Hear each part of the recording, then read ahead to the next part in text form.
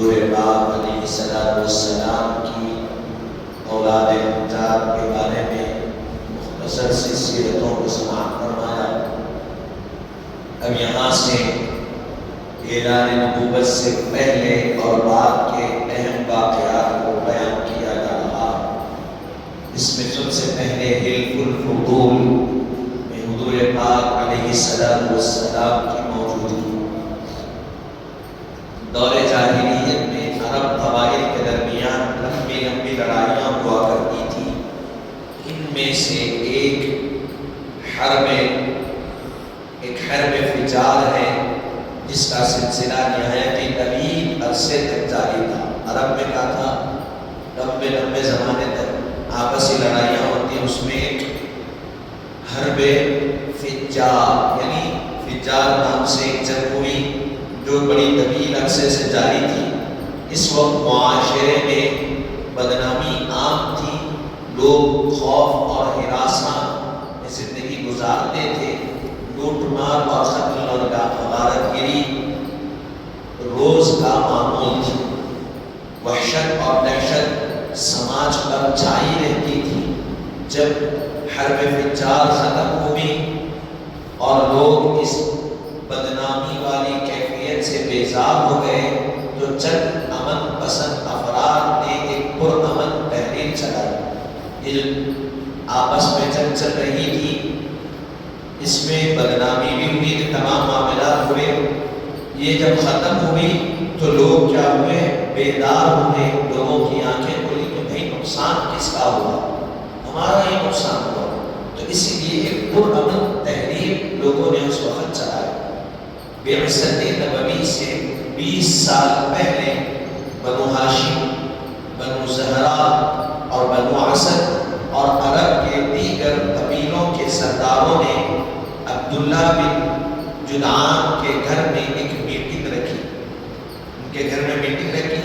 حضرت نبی کریم صلی اللہ علیہ وسلم کے چچا زبیر بن عبد المطلب نے اس معاہدے کے لیے سب سے پہلے دعوت دی اور کہا بدامنی کی اس صورتحال کو ختم کرنے کے لیے کوئی معاہدہ کیا جائے۔ چنانچہ اس وقت حلف الفضول کے نام سے ایک معاہدہ طے پایا۔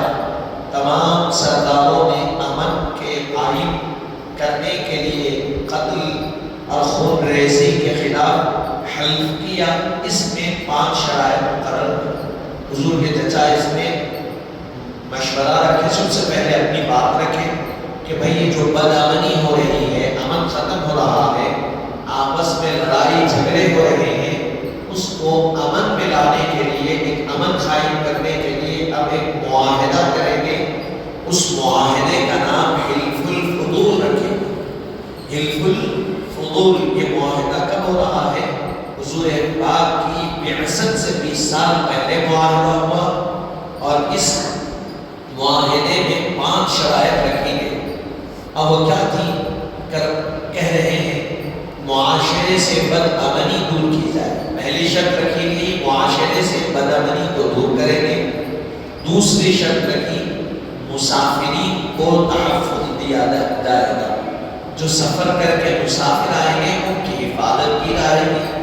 تیسری چیز بتلائی گئی مظلوم اپنا ہو یا بیگانہ اس کی نصرت و حمایت کی جائے۔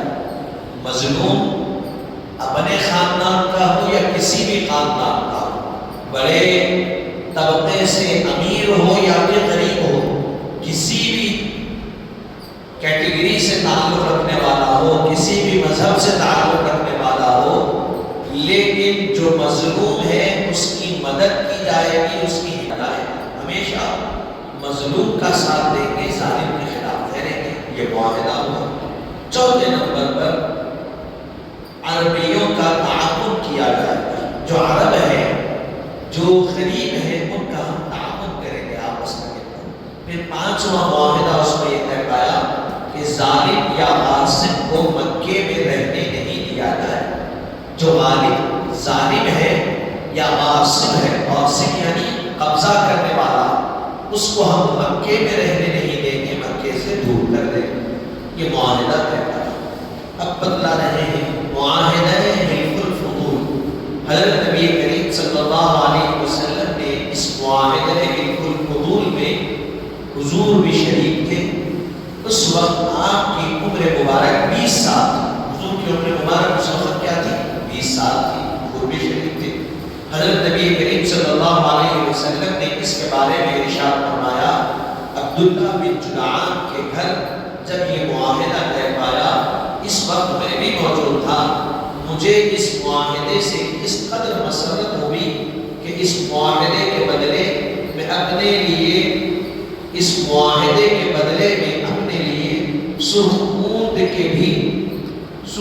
سرخ اونٹ بھی پسند نہیں کرتا.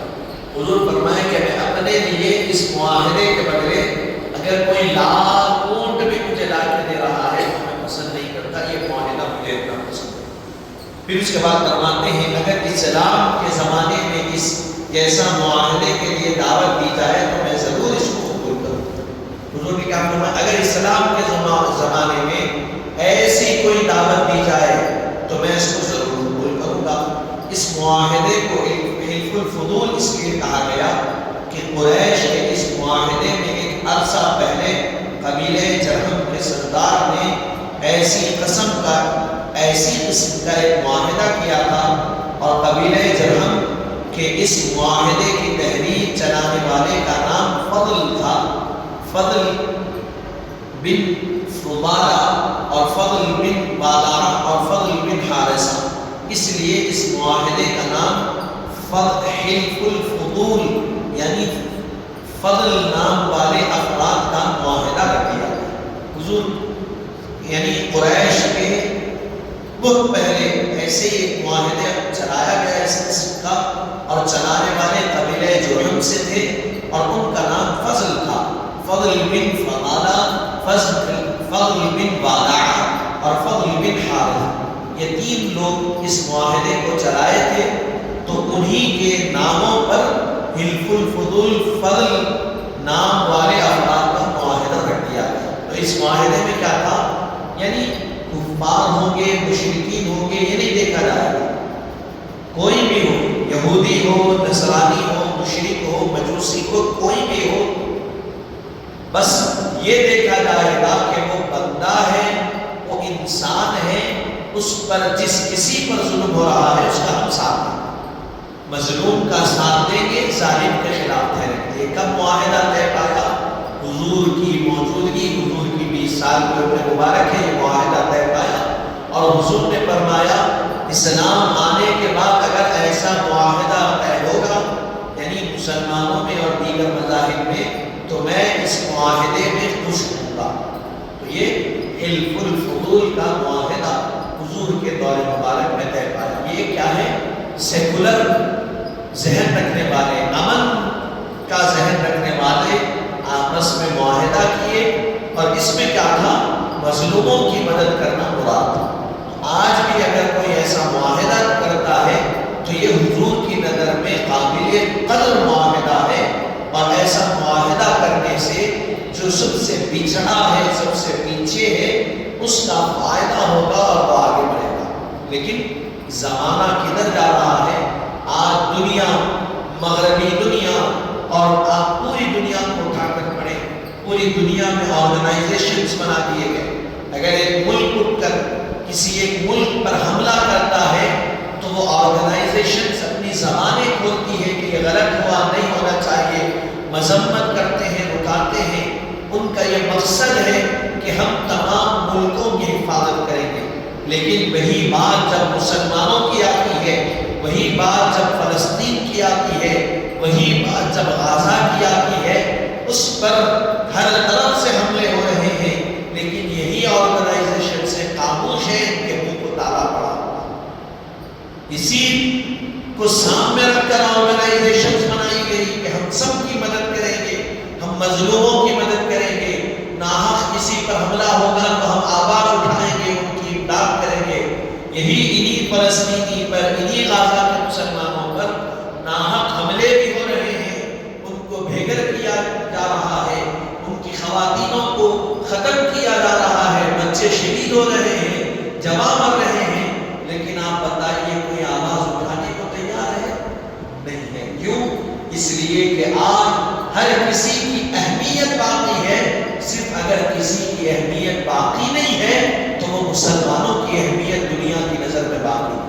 کیوں باقی نہیں ہے؟